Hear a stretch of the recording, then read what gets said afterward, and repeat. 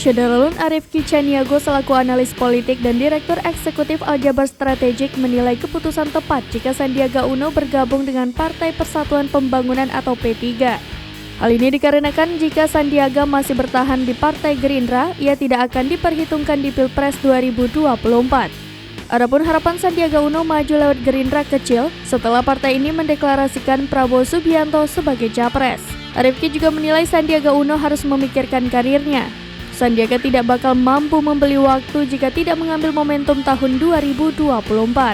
Sementara percaturan politik di tahun 2029 bakal berbeda. Ada pertahanan yang kembali maju sebagai capres.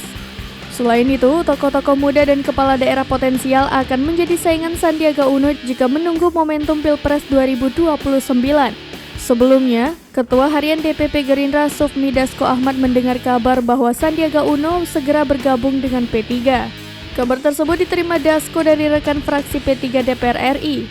Hal itu disampaikan Dasko menanggapi kesiapan Sandiaga yang maju menjadi calon presiden pada kontestasi Pilpres 2024 mendatang.